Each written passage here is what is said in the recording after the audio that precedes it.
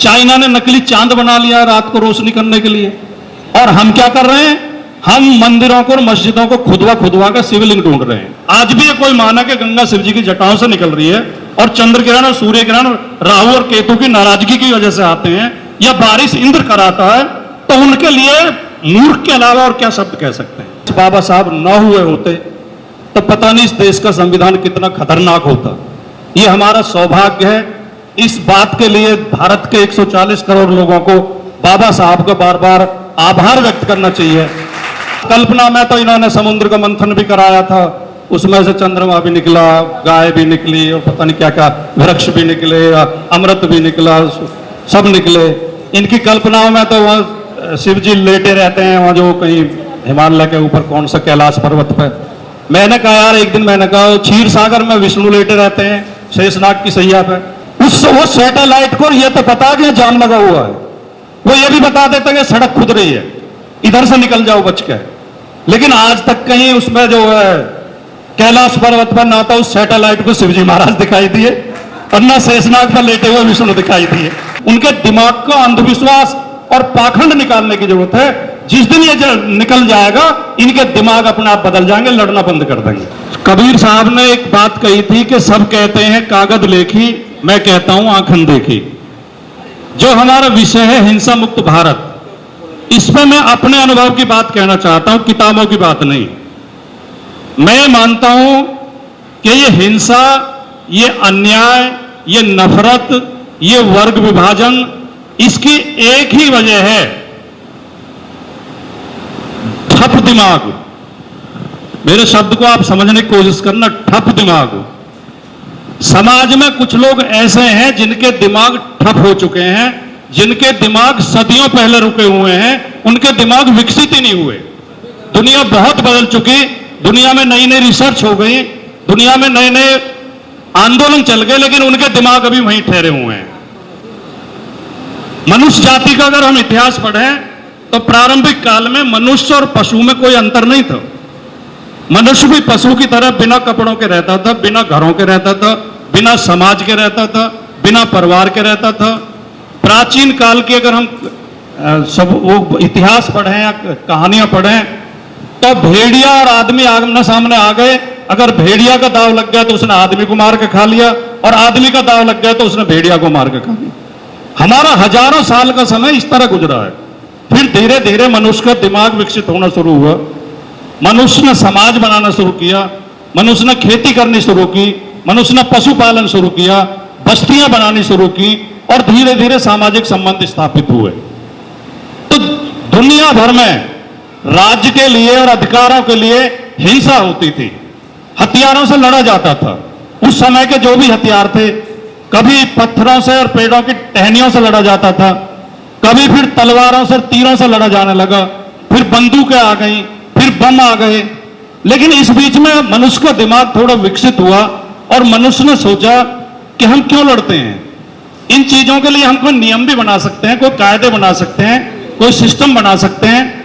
तो धीरे धीरे जो समाज सभ्य हो गए और जो मनुष्य सभ्य हो गए, उन्होंने हिंसा का सहारा लेना बंद कर दिया, और ताकत से फैसले ना करके दिमाग से और विचार से फैसले होने लगे।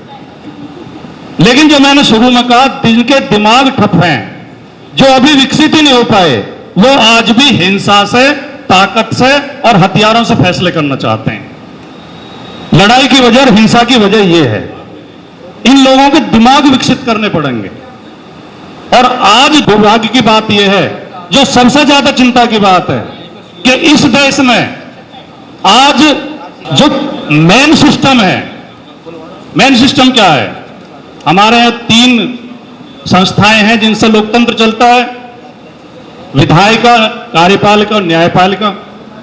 और चौथा स्तंभ कहते हैं लोकतंत्र का, इन्हीं के साथ मीडिया, जो हमारे मीडिया बंधु बैठे हैं। इन चारों जगह ठप दिमाग लोगों को बहुमत हो गया है।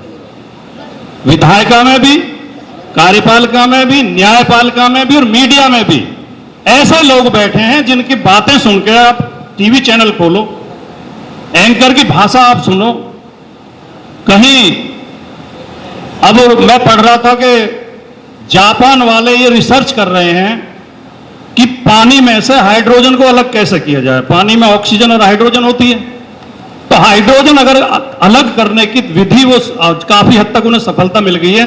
जिस दिन वो पानी में ऑक्सीजन से अलग हाइड्रोजन कर लेंगे, उस दिन पानी से गाड़ियां चलनी शुरू हो जाएंगी, उस हाइड्रोजन की ऊर्जा में परिवर्तित करके हाइड्रोजन को, और ये डीजल पेट्रोल की जरूरत नहीं पड़ेगी। वो इस पर रिसर्च कर रहे हैं।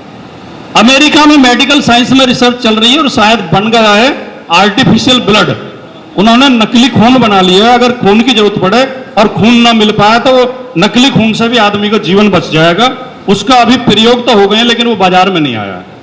नकली हार्ट बना लिया है। चाइना ने नकली चांद बना लिया है रात को रोशनी करने के लिए। और हम क्या कर रहे हैं? हम मंदिरों को और मस्जिदों को खुदवा खुदवा कर शिवलिंग ढूंढ रहे हैं कि कहां कहां शिवलिंग है, कहां कहां हनुमान जी की मूर्ति है, कहां कहां देवता मिलेंगे। तो ये हमारे ठप दिमाग हैं।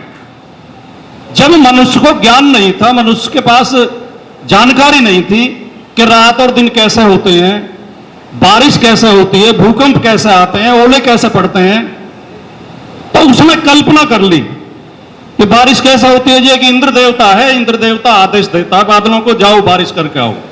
बारिश ना हो तो क्या करें? बोले इंद्र देवता को खुश करने के लिए यज्ञ करो, उसकी पूजा करो, उसे चढ़ावा चढ़ाओ। रात दिन कैसे होते हैं? बोले बोले निमि देवता है, पलक बंद कर लेता, रात हो जाती है, पलक खोल देता, दिन हो जाती है। भूकंप कैसे आता है कि धरती जो गाय के सिंगों पर रखी हुई है, जब एक सिंग दुखना लगता है तो गौ माता दूसरे सिंग पर बदल लेती है, भूकंप आ जाते हैं। चंद्रग्रहण सूर्य ग्रहण कैसे पड़ते हैं? मतलब काल्पनिक। यहां तक है ना, ये नहीं पता था कि गंगा कहां से निकलती है, और इतनी कोशिश ही नहीं करी कि जाके यार हिमालय पे चढ़ के देख लो कहां से नदी निकल रही है। बोले जी ब्रह्मा जी कमंडल में आती है, ब्रह्मा जी कमंडल से शिव जी की जटाओं में आती है, फिर शिव जी ने जटा खोली, भगीरथ आगे आगे चल दिए, गंगा पीछे पीछे चल दी। गंगा ना हो कोई बकरी हो गई तो उसके पीछे पीछे चल दी। लेकिन चलो उस समय मान लें कि हम प्रारंभिक काल में थे, हमारे पास जानकारी नहीं थी, हमारे पास संसाधन नहीं थे। लेकिन आज के समय में भी कोई इन बातों को माने, आज भी ये कोई माना कि गंगा शिव जी की जटाओं से निकल रही है, और चंद्र ग्रहण और सूर्य ग्रहण राहु और केतु की नाराजगी की वजह से आते हैं, या बारिश इंद्र कराता है, तो उनके लिए मूर्ख के अलावा और क्या शब्द कह सकते हैं। लेकिन दुर्भाग्य यह है कि ऐसे मूर्खों का बहुमत देश में आज फिर से हो गया। 1950 में संविधान लागू होने के बाद मैं समझता हूं, जो अभी वक्ता कह रहे थे कि अगर इस संविधान निर्मात्री सभा में जो इसकी जो प्रारूपण समिति थी, अगर उसके अध्यक्ष बाबा साहब न हुए होते तो पता नहीं इस देश का संविधान कितना खतरनाक होता। ये हमारा सौभाग्य है।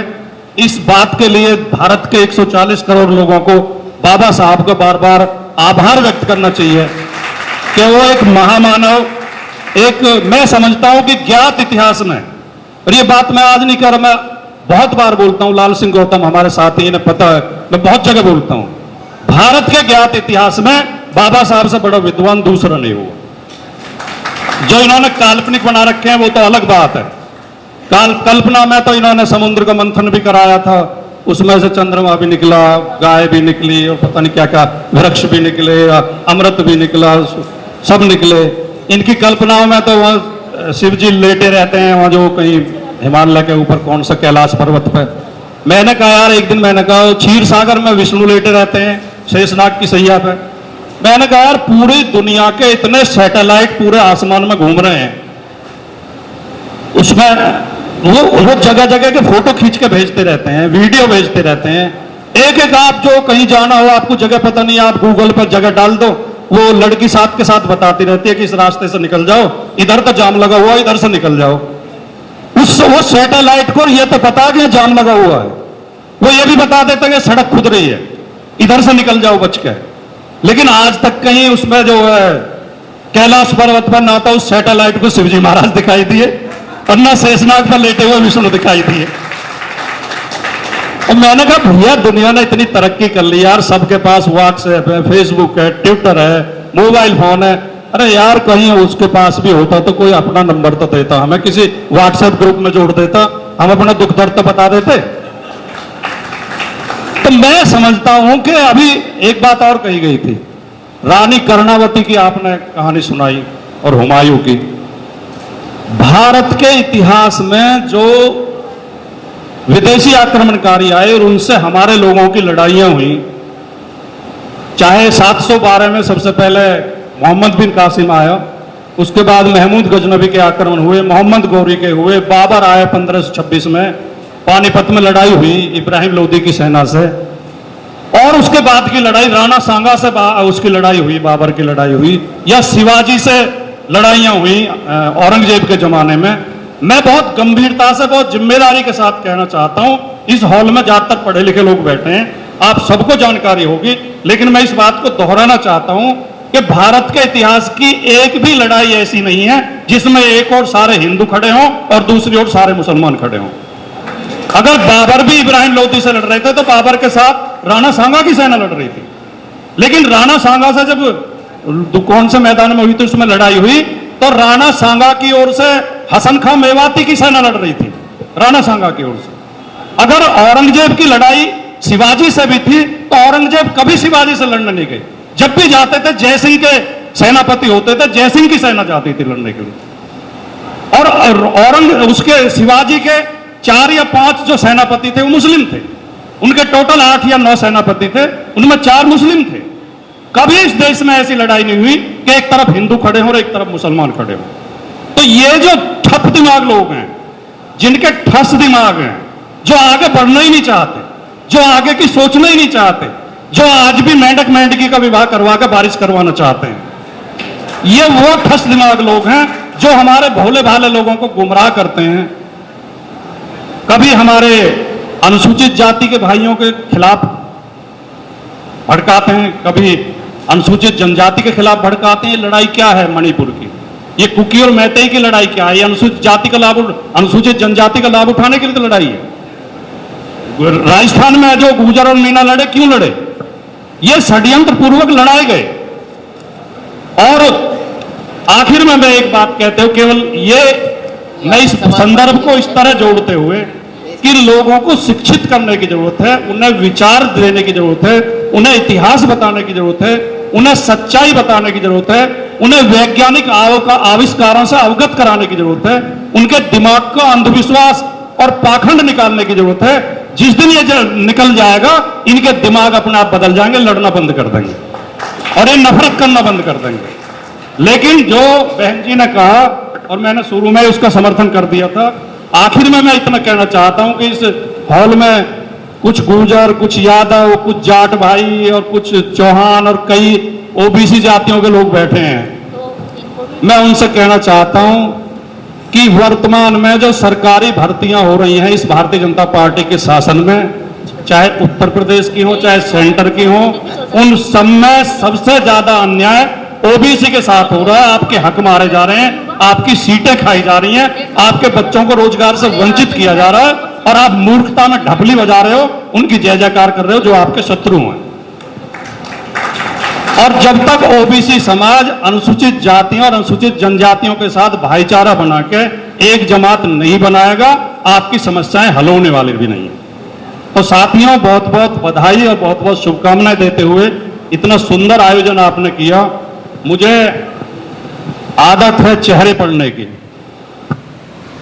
कुछ लोग समझ जाएंगे, कुछ की समझ में नहीं आएगा। चेहरा आप पढ़ के देखना, कभी किसी आदमी के चेहरे की ओर गौर से देखना, उसके चेहरे को पढ़ने की कोशिश करना, यह सबसे अच्छा अध्ययन है, किताबों से अच्छा अध्ययन है। मैं कहीं बाजार में भी बैठ जाता हूं तो जो लोग निकल रहे होते हैं, मैं बहुत गौर से उनके चेहरे देखता हूं। ये आदमी घर से लड़के आया होगा, ये आदमी दुखी है, ये आदमी जो है खुश है, ये आदमी कामयाब है, ये आदमी नाकाम।